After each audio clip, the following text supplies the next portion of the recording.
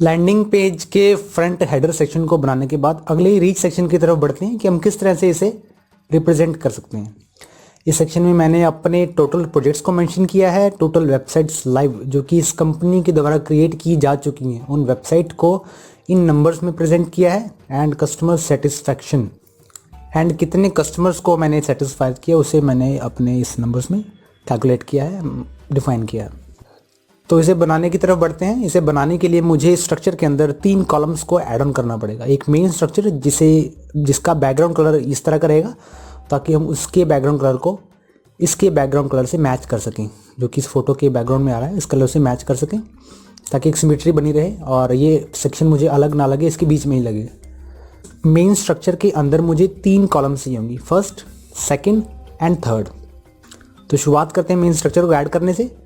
Header section जो कि मेरा ऑलरेडी यहाँ डेवलप था, मेन स्ट्रक्चर ऐड करूँगा यहाँ पे मैं, एक मेन स्ट्रक्चर एंड देन उसके अंदर 3 इनर सेक्शंस। बाय डिफ़ॉल्ट जो आपको इनर सेक्शन प्रोवाइड होते हैं वो आपको 2 होते हैं, यानी कि आप 2 ही कॉलम्स को इसमें ऐड कर सकते हैं, लेकिन डुप्लीकेट करके आप इसे 3 में कन्वर्ट कर सकते हैं। तो इसमें मैं एक विजेट इंपोर्ट करने वाला हूँ, विजेट जो कि काउंटर होगा। जब आप इस वेबसाइट को रिफ्रेश करते हैं, मैं आपको दिखाता हूँ मेरी जो ये वेबसाइट है, जब मैं इसे रिफ्रेश करता हूँ तो आप इन नंबर्स को बढ़ते हुए देख पाएंगे, यानी कि ये काउंटर है जो कि 0 से लेकर 10 तक आके यहाँ रुक जाएगा कुछ इस तरह से। ये 10 तक रुक रहा है, ये 50 तक और ये 1200 तक। इसी तरह से मैं चाहता हूँ कि मेरे नंबर्स 0 से शुरू हों और नंबर ऑफ प्रोजेक्ट काउंट पर जाके बंद हो जाए। तो उसके लिए मुझे एक विजेट इंपोर्ट करना होगा इसमें काउंटर के नाम से। यहाँ से मैं इस विजेट को इंपोर्ट करता हूँ सिंपली। सबसे पहले हम इसमें कंटेंट पर काम करने वाले हैं, देन स्टाइलिंग पर। मेरा जो कंटेंट है मेरे पास इस वेबसाइट में वो 10+ का नंबर्स, एंड जो बैकग्राउंड में मेरे पास कंटेंट है नीचे न्यू प्रोजेक्ट्स के नाम से। तो मैं यहाँ पर लिख लेता हूँ न्यू प्रोजेक्ट स्कूल नंबर की जगह, और नंबर में मैं यहाँ 10 लिखने वाला हूँ 100 की जगह। कंटेंट पर काम करने के बाद स्टाइलिंग की तरफ चलते हैं। स्टाइलिंग में मैं इसका जो टेक्स्ट कलर रखने वाला हूँ नंबर का, वो मैं रखने वाला हूँ ऑरेंज। यहाँ पर मेरे पास ब्लू अटैच हो गया, मुझे यहाँ ऑरेंज का हेक्सा कोड लिखना होगा, तो मैं इस तरह से इस कलर को सेटअप करूँगा। एंड देन चलते हैं इसकी टाइपोग्राफी की तरफ। टाइपोग्राफी में मैं इसका जो साइज़ रखने वाला हूँ वो 45 पिक्सल्स तक रखने वाला हूँ। अभी मेरे पास 10 के बाद कोई भी प्लस का साइन नहीं आ रहा, प्लस का साइन इन द सेंस जो इस साइन है ये मेरे पास अभी इसमें अवेलेबल नहीं आ रहा। उसे लाने के लिए मुझे कंटेंट सेक्शन में जाना है एंड नंबर सफिक्स की जगह मुझे वो सिंबल ऐड कर देना है। आप चाहें तो उसमें प्लस की जगह स्टार भी ऐड कर सकते हैं, एंड भी ऐड कर सकते हैं, या और भी काफ़ी सारे नंबर्स कुछ इस तरह से, लेकिन मैं इसमें प्लस ऐड करूँगा। और अगर आप इस 10 से पहले कोई नंबर ऐड करना चाहते हैं, कोई भी सिंबल या कोई भी अल्फ़ाबेट ऐड करना चाहते हैं, तो उसके लिए आपको नंबर प्रीफिक्स की जगह वो नाम लिखना होगा। प्रीफिक्स यानी कि नंबर से पहले का हिस्सा, सफिक्स यानी कि नंबर के बाद का हिस्सा। तो स्टाइलिंग सेक्शन में मैंने इसे स्टाइलाइज किया। आप चाहे इसकी फॉन्ट फैमिली चेंज करें, weight, transform, style, decoration, line height और लेटर स्पेसिंग को अपने अकॉर्डिंगली सेटअप कर सकते हैं। अब चलते हैं टाइटल की स्टाइलिंग की तरफ। टाइटल की स्टाइलिंग के लिए टाइटल टैब को ऑन करें।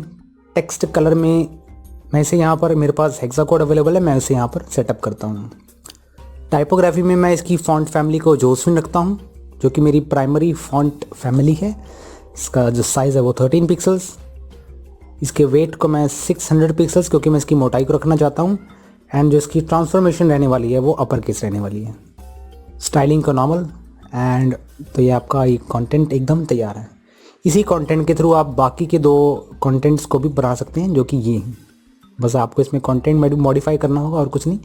मैं इस एलिमेंट को कॉपी करता हूँ एंड देन यहाँ पेस्ट कर दूंगा। अदरवाइज़ आप इसे डुप्लीकेट भी कर सकते हैं कुछ इस तरह, एंड देन मूव कर दें उस कॉलम में जहाँ उसे आपको पेस्ट करना चाहते हैं।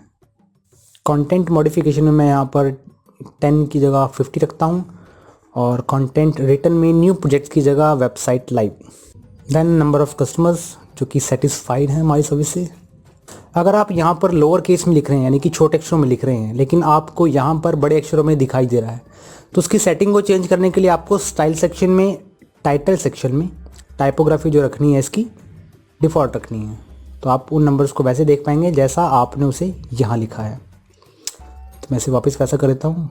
एलिमेंटर के अंदर अगर आप कोई भी एक्टिविटी को गलत कर चुकी हैं, यानी कि आपने जैसे अभी इस एक्टिविटी को किया और मैं चाहता हूँ कि मेरी एक्टिविटी पहले जैसी हो जाए, यानी कि एलिमेंटर एक अंडू की फैसिलिटी भी देता है, जिससे आप प्रीवियस रिवीजन को अप्लाई कर सकते हैं। कंट्रोल जेड करके दोबारा उस प्रॉपर्टी को अप्लाई करता हूँ। तो मैं इसे अपडेट करता हूँ कंटेंट को बनाने के बाद, और प्रीव्यू हमें कुछ इस तरह का दिखेगा। ये ऑलमोस्ट इसकी तरह तैयार है, बस मुझे बैकग्राउंड के कलर और स्पेसिंग पर काम करना बाकी है। हम चलते हैं अब इसके बैकग्राउंड कलर की तरफ। बैकग्राउंड कलर देने के लिए मेन स्ट्रक्चर की सेटिंग्स को एक्सेस करें। स्टाइलिंग सेक्शन में जाकर इसका जो बैकग्राउंड टाइप क्लासिक है उसे क्लिक करके जो कलर आपको सिलेक्ट करना है वो आपको अपनी सूटेबिलिटी के अकॉर्डिंग रखना है, ताकि आप इस कलर से इसका कलर मैच कर सकें। मैं यहाँ पर E1, E1, E3 ये मेरे पास हेक्सा कोड अवेलेबल है, एंड प्रीव्यू देखने पर आपको ये कुछ इस तरह का दिखता है। इसके बाद आप यहाँ देख रहे हैं कि मेरे पास लेफ्ट और राइट साइड में मार्जिन अवेलेबल है। इस मार्जिन को मैं नहीं देखना चाहता। इस मार्जिन को छुपाने के लिए और इस विड्थ को स्ट्रेच करने के लिए मैं मेन स्ट्रक्चर की सेटिंग्स में लेआउट टैब में स्ट्रेच सेक्शन पर क्लिक कर दूंगा, तो ये मेरे पास कुछ इस तरह से फैली हुई दिखेगी। अब मेरे पास जो बाकी का काम पेंडिंग है वो टॉप और बॉटम से मार्जिन को बढ़ाने का काम है। मार्जिन को ना इसमें चेंज करके मैं इसमें पैडिंग को चेंज करूँगा, क्योंकि मुझे कलर ये इस तरह का चाहिए। मैं क्लिक करता हूँ एडवांस सेक्शन में। इस बटन को ऑफ करके मैं टॉप एंड बॉटम से 30 पिक्सल्स इंक्रीज़ कर दूंगा। 30 दोनों से इंक्रीज़ कर दिया तो आपका ये सेक्शन कुछ इस तरह से आपको दिखेगा। तो इसी तरह से आपका ये रीच का सेक्शन भी तैयार है। अगर आप इसमें कोई हेडिंग वगैरह इंपोर्ट करना चाहते हैं मेन स्ट्रक्चर के अंदर तो उसे भी इंपोर्ट कर सकते हैं। सिंपली आपको क्या करना है, विजेट सेलेक्ट करने हैं। विजेट सेलेक्ट करने के बाद हेडिंग को कुछ इस तरह से इंपोर्ट करना है मेन स्ट्रक्चर के अंदर। यहाँ से आप उसे चेंज कर लें और पावर इन नंबर्स आप उसे यहाँ से चेंज कर सकते हैं, लेकिन मैं इसे अभी अप्लाई नहीं करता, इसीलिए मैं डिलीट कर देता हूँ इसे।